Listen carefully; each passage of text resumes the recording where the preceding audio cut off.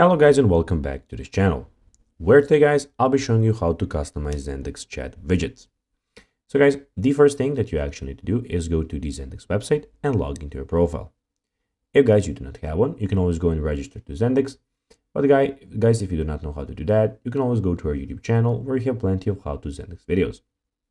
Now guys, that we got that out of the way, let's see what we actually have in front of us here.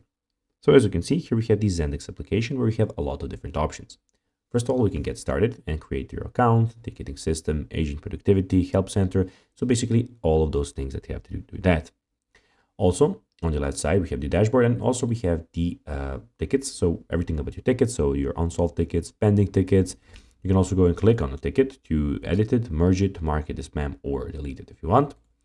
We also have the customers where you have your names and emails of the customers. You can go and change them and edit whatever you want about that.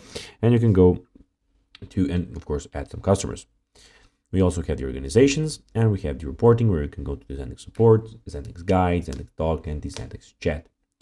Also in the top right corner, we have the everything about your profile. So you can see your product updates, get help, support help center, the keyboard shortcut, give feedback about, and the sign out option. But now guys, when we got that out of the way and saw everything about that, let's see how you can actually customize Zendesk chat widgets. It is pretty simple. You just need to go and follow these few steps. So basically, you from the chat dashboard, go to settings and then widget and click the appearance tab. Customize the options as described in the section below. Preview your changes in the preview pane on the right. Note changes displayed on the preview pane depends on which version of the chat you are using. And then you just need to click on save. So guys, that is everything for this video. I hope that you found it informative. If you did, don't forget to like this video, share it, subscribe to the channel, put the notifications on, and I'll be seeing you in the next video. Bye guys.